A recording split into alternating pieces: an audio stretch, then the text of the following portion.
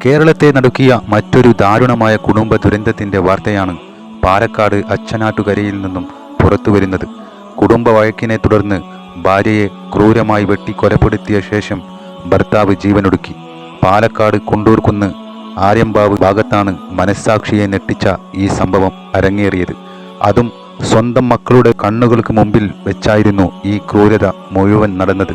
കുണ്ടൂർക്കുന്ന് സ്വദേശിയായ സുകുമാരൻ 50 വയസ്സ്, ഭാര്യ ദീപ 42 വയസ്സ് എന്നിവരാണ് ഈ ദാരുണമായ സംഭവത്തിൽ മരണപ്പെട്ടത്.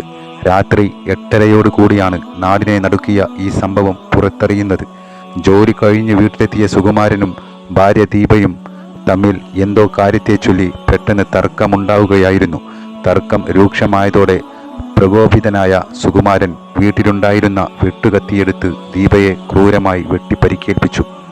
ഗുരുതരമായി പരിക്കേറ്റ ദീപയെ ഉടൻ തന്നെ വട്ടമ്പലത്തെ സ്വകാര്യ ആശുപത്രിയിൽ എത്തിച്ചെങ്കിലും ജീവൻ രക്ഷിക്കാനായില്ല. ഭാര്യയെ വെട്ടിപ്പരിക്കേൽപ്പിച്ചതിന് പിന്നാലെ ഭർത്താവ് സുകുമാരനും സ്വയം ജീവനൊടുക്കുകയായിരുന്നു എന്നാണ് പ്രാഥമിക വിവരം. ഈ ദമ്പതികൾക്ക് 2 മക്കളാണുള്ളത്. സംഭവ സമയം ഇവരുടെ മകൻ പുറത്ത് പോയിരിക്കുകയായിരുന്നു. എന്നാൽ ഇവരുടെ ചെറിയ പെൺകുട്ടി ഈ സമയത്ത് വീട്ടിലുണ്ടായിരുന്നു. അച്ഛൻ അമ്മയെ ക്രൂരമായി ആക്രമിക്കുന്നതിനും തുടർന്നുണ്ടായ സംഭവങ്ങൾക്കും ഈ പെൺകുട്ടി സാക്ഷിയാകേണ്ടി വന്നു എന്നുള്ളതാണ് ഈ ദുരന്തത്തിൻ്റെ വ്യാപ്തി കൂട്ടുന്നത്. നിലവിൽ പോലീസ് ഈ കുട്ടിയുടെ മൊഴി എടുത്തു വരികയാണ്. കുട്ടിയുടെ മൊഴിയിലൂടെ മാത്രമേ കൃത്യമായി എന്താണ് അവിടെ സംഭവിച്ചത് എന്നതിൽ വ്യക്തത വരികയുള്ളൂ. അയൽക്കാർ പറഞ്ഞതനുസരിച്ച് ഇവർ സാധാരണയായി വഴക്കിടുന്ന സ്വഭാവക്കാരായിരുന്നില്ല. വലിയ കുടുംബ പ്രശ്നങ്ങളൊന്നും ഇവർക്കിടയിൽ ഉള്ളതായി ആർക്കും അറിയില്ലായിരുന്നു. എന്നാൽ ചില ദിവസങ്ങളിൽ സുകുമാരൻ മദ്യപിച്ചെത്താറുണ്ടായിരുന്നു എന്ന് നാട്ടുകാർ പറയുന്നുണ്ട്. മദ്യലഹരിയിലുണ്ടായ പെട്ടെന്നുള്ള പ്രകോപനമാണോ ഈ കൊലപാതകത്തിലേക്ക് നയിച്ചത് എന്ന കാര്യത്തിൽ പോലീസ് അന്വേഷണം ഊർജിതമാക്കിയിരിക്കുകയാണ്. പെട്ടെന്നുണ്ടാകുന്ന ദേഷ്യവും പ്രകോപനങ്ങളും എങ്ങനെയാണ് ഒരു കുടുംബത്തെ മുഴുവനായി ഇല്ലാതാക്കുന്നത് എന്നതിൻ്റെ ഒടുവിലത്തെ ഉദാഹരണമാണ് ഈ സംഭവം. മാതാപിതാക്കൾ നഷ്ടപ്പെട്ട് ഈ ക്രൂരതയ്ക്ക് സാക്ഷിയാകേണ്ടി വന്ന ആ മക്കളുടെ അവസ്ഥ ആലോചിക്കാവുന്നതിലും അപ്പുറമാണ്. നോക്കൂ ഈ ദമ്പതികൾക്ക് സംഭവിച്ചത്.